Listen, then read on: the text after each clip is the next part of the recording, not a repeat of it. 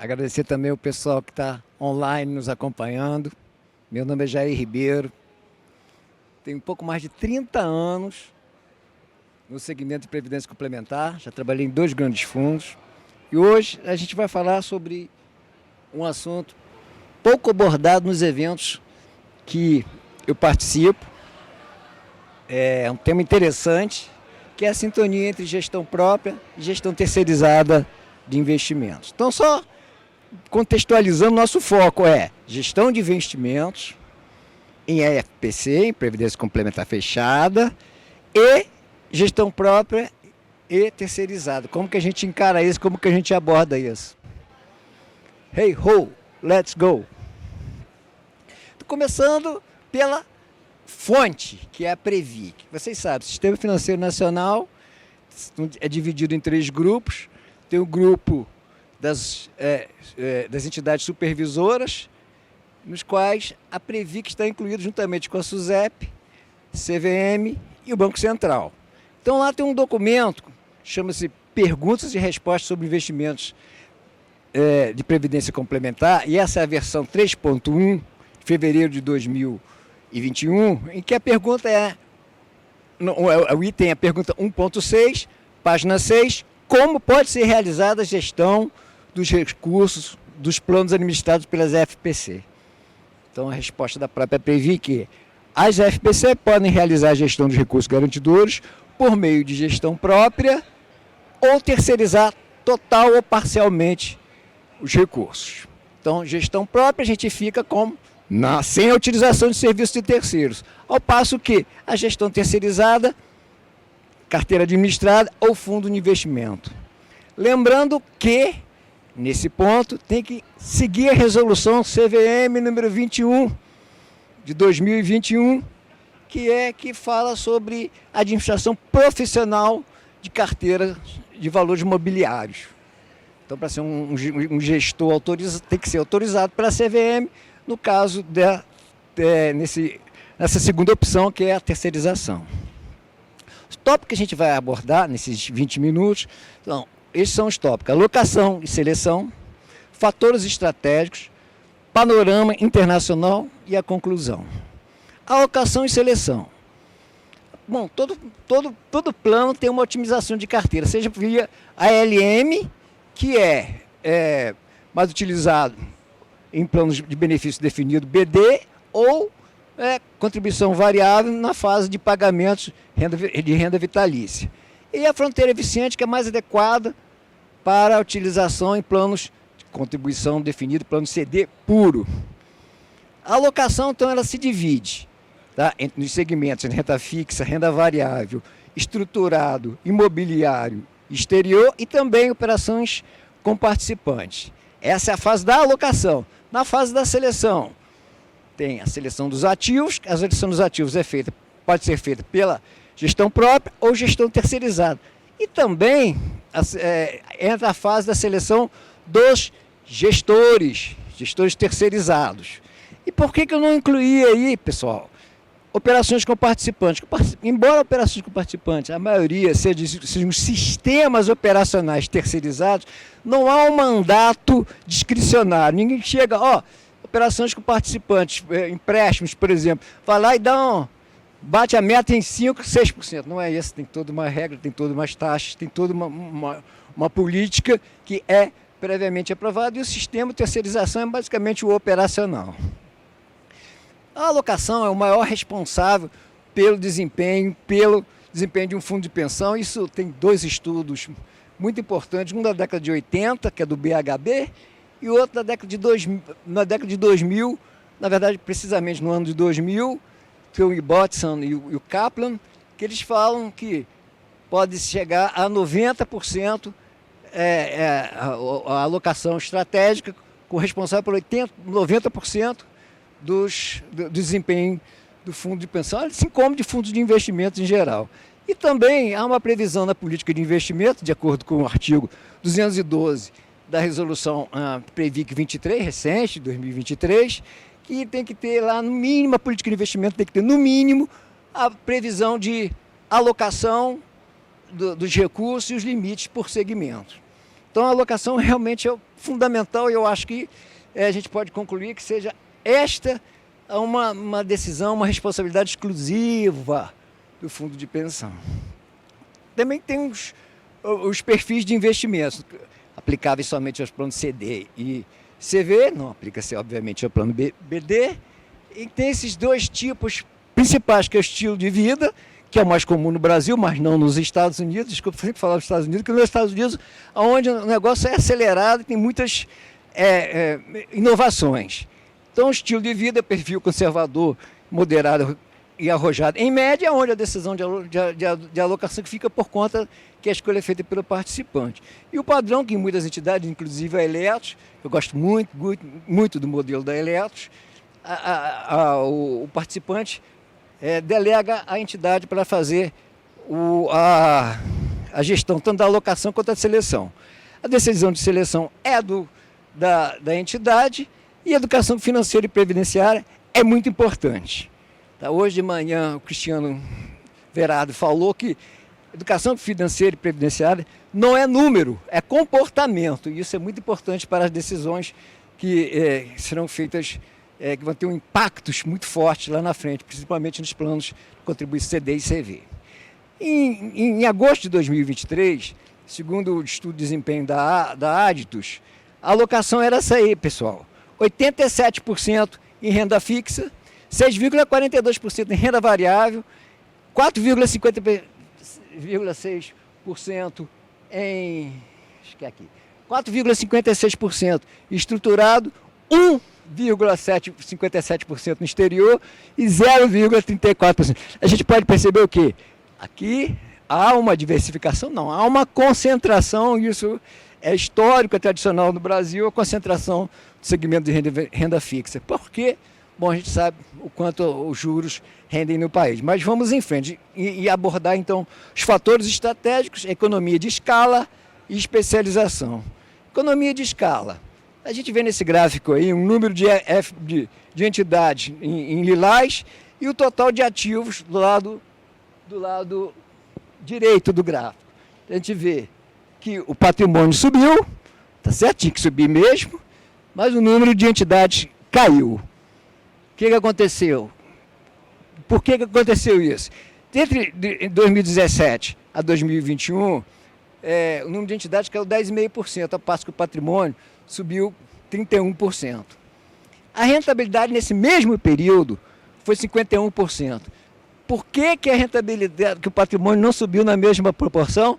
Porque tem pagamentos de benefícios, principalmente nos planos BD, que são significativos e crescentes.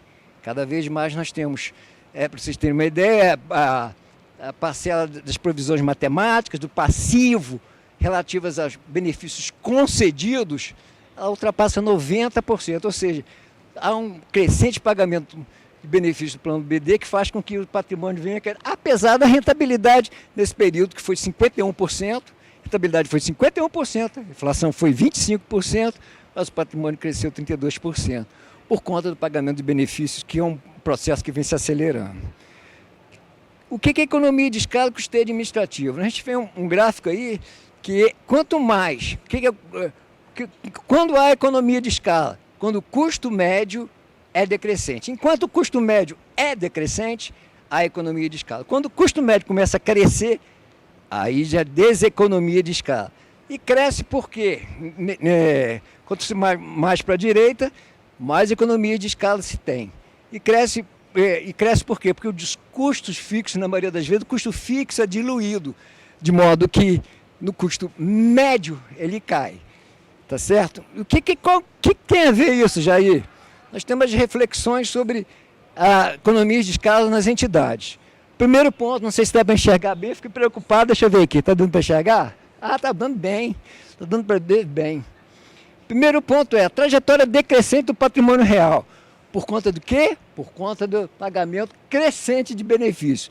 Faz com que se esteja caminhando para a esquerda no gráfico. Vocês viram que no gráfico anterior, no slide anterior, para a esquerda é deseconomia de escala, e para a direita aumenta a economia de escala. Então, quando um pagamento muito acelerado e cada vez mais, ainda não muito nos planos de contribuição definida, e nos planos de contribuição variável. Mas isso, com o tempo, se não há uma expansão do sistema, a gente viu que não cresce o número de entidades, mais pressão se tem sobre os custos custeio administrativo e sobre o PGA, que é uma coisa que afeta todos os planos, todas as entidades, mas principalmente as menores, e também de forma, dizer assim, alerta, nos dá um alerta para os planos, para os fundos maiores também.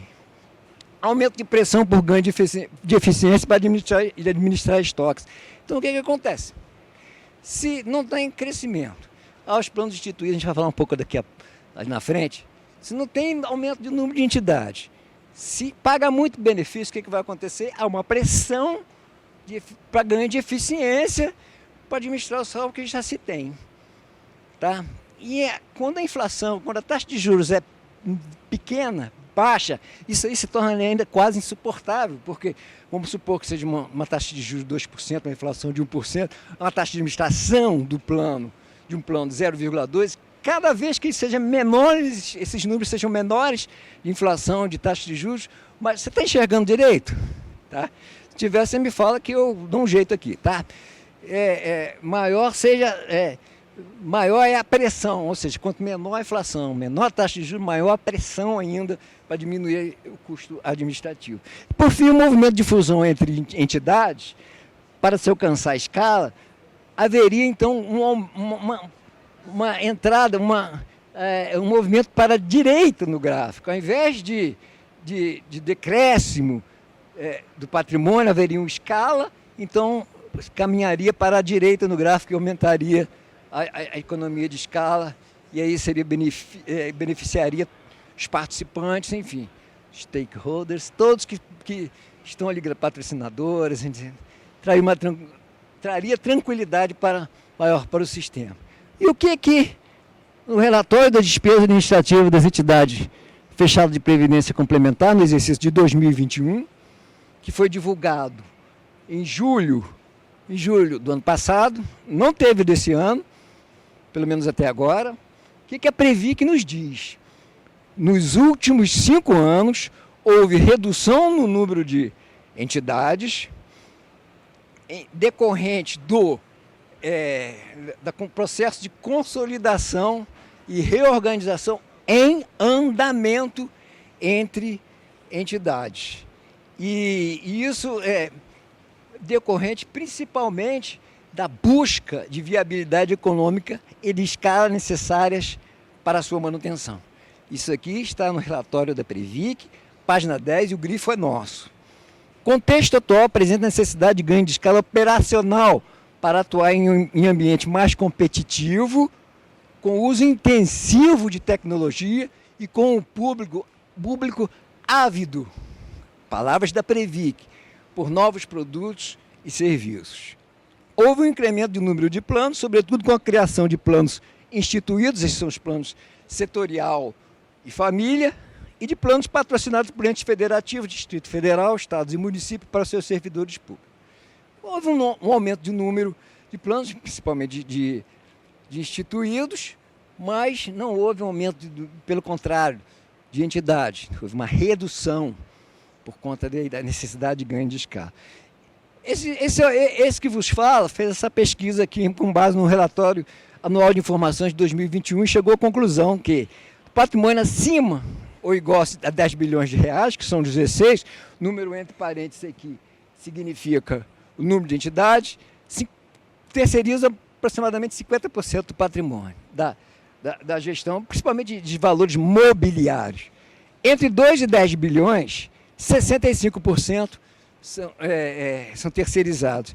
E o patrimônio menor que 2 bilhões, que de 164 entidades, com base no consolidado estatístico da ABRAP-SINDAP, 95%, ou seja, a turma que o pessoal, o grupo de menores, que corresponde a 67% do número total, ou 20% do patrimônio, praticamente terceiriza tudo.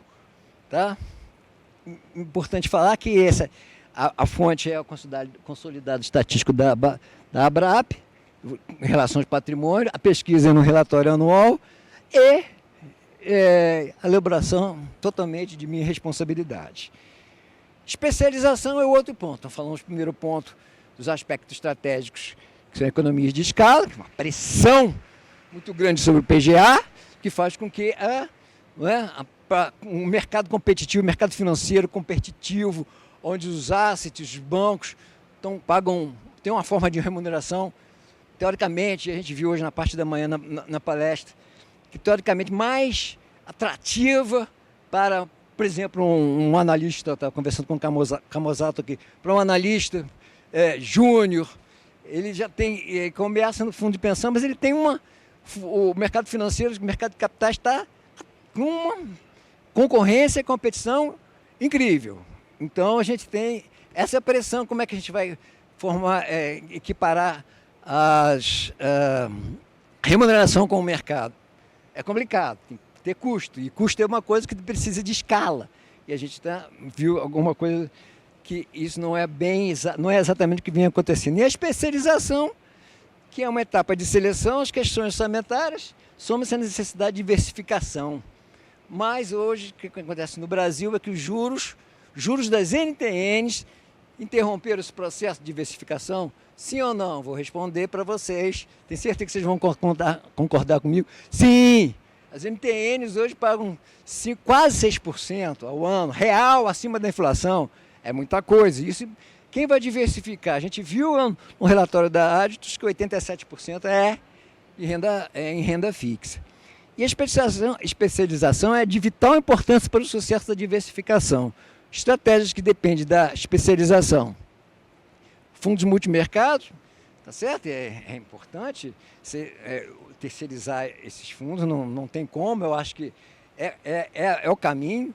O problema é que também esses fundos multimercados não têm performado bem recentemente, não têm desempenhado bem, e isso também, junto com o anestésico da NTN a 6%, a diversificação tem ficado para trás, você tem interrompido, então, o processo que eu estou trazendo para vocês aqui de acréscimo da terceirização. E no exterior, que é o campeão das recomendações de 2020 e 2021, o que houve com o exterior? Em 2021, o próprio relatório do estudo de desempenho da Aditus, o exterior representava 3,2%. O último que a gente tem, que é de agosto, tem de setembro, mas não deu tempo para a gente atualizar, 1,57%, 1,6%. Metade, caiu metade. Que é aquilo que era a terceirização que a gente viu outras palestras aí falando, e muito bem, que a terceirização no exterior é importante, porque a terceirização, o investimento no exterior é importante porque produz diversificação. No entanto, que a gente vê, os números nos dizem que, olha, caiu a alocação, diminuiu a alocação. E os FIPs, que tem menos de 1% dos recursos aplicados, tem pouco e não tem realmente diversificação. Então, a diversificação, que é importante para a terceirização, no caso, em função disso, ela sofreu eu acho que interrupção devido ao aumento dos juros das NTN-B, que deram aquela anestesiada no pessoal, e com razão, 6% ao ano em título público é muito bom, gente. Nós temos também especialização nos segmentos tradicionais, tá? Na renda fixa e renda variável, a gente viu no gráfico desse, representa mais de 90%, cerca de 90, 92, 93%. A equipe própria custa caro, pesa no PGA. É preciso ter escala, principalmente na renda variável, que precisa de pesquisa, precisa de um pessoal especializado, e onde a concorrência do mercado é grande. E além do que, a renda variável tem a gestão passiva via ETF. Eu não sei se vocês sabem muito bem o que é ETF. ETF reproduz um índice, é um fundo negociado em bolsa que reproduz um índice, reproduz uma carteira. ETF do Ibovespa, por exemplo, que reproduz exatamente o Ibovespa, tem uma taxa de administração de 0,10 ao ano, que é muito baixa. Quem acredita na gestão mercado eficiente vai fazer ETF. Não vou comprar porque os gestores ativos ganham do índice com consistência. Eu não Bom, no mercado, nos Estados Unidos essa discussão é ampla e mais recentemente não tem ganhado. O S&P é um índice muito mais representativo dos setores da economia do que o Bovespa, correto.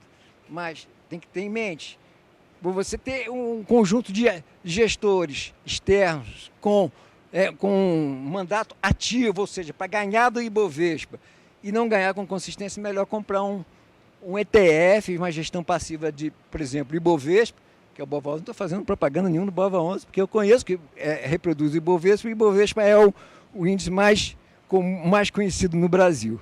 E a renda fixa, eu acho que é a gestão própria que faz mais sentido. Por exemplo, carteira de NTN para o LM, mas o crédito nem tanto. Panorama internacional. Aqui a gente tem tempo esgotado, está escrito aqui, tá? Mais um minutinho. Não aparece aqui, mas aparece aqui para mim.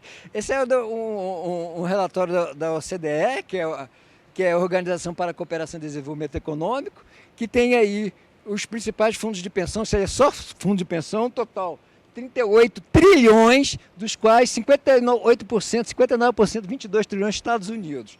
E tem o que se chama de Grupo 7, que são os países que têm mais de um tri aplicados, que são esses 7 aí. E o nosso Brasil está aqui com aproximadamente 186 bilhões, 0,5% desse total aqui. Então vocês veem como é que está dividido os fundos de pensão. E a gestão por plano. Nos Estados Unidos, que eu acho que é o mais, pela sua inovação, pelo seu tamanho, tem 9,3 trilhões em plano CD, 10,7 trilhões de dólares em plano BD, e aqui a gente está colocado a anuidade, não é possível, não é melhor a gente não se deter em anuidade, porque é um contato com seguradoras. E aqui a terceirização predomina nos planos CDs, dos 10 maiores planos CDs dos Estados Unidos, 100% terceirizados, gestão de investimentos, e no BD, os 10 maiores, todos são de patrocínio público. Então, ali é meio dividido em razão principalmente da especialização, que faz com que se procure gestores externos no plano BD. Então é mais ou menos dividido, o plano BD gestão própria e no plano CD predomina a terceirização. Conclusão, fundos de menor porte já terceirizam quase tudo e faz tempo. 2 fatores estratégicos recentes têm influenciado a economia de escala menor, colocando pressão sobre o PGA. A especialização é vital na diversificação, mas e os juros? Os juros deram uma freada, deram, como gosto de falar, deu uma anestesiada, o pessoal parou de diversificar um pouco. E a vantagem comparativa aponta para maior foco da gestão própria nas atividades de alocação. Isso é indelegável, não tem como fazer diferente. E a maior participação da gestão terceirizada na seleção, à medida em que os juros caiam. Não os juros da taxa Selic, gente. Eu vi muita diferença, os juros da taxa Selic caíram, a Selic está caindo em tempo de juros baixos, mas os juros da NTN estão perto de 6, então não adianta cair a taxa de juros de curto prazo e a curva inclinar, no sentido que a taxa de juros de 2050, 2040 esteja na faixa de 6%. E o panorama internacional mostra como aí eu me baseei praticamente nos Estados Unidos, onde tem a inovação e onde é o maior predomínio, 58% dos fundos de pensão do mundo, há um equilíbrio entre gestão interna e gestão terceirizada. E é isso, eu passei 3 minutos do meu tempo. Muito obrigado aí pela atenção, pela presença de todos. E para o pessoal que está online também, um abraço.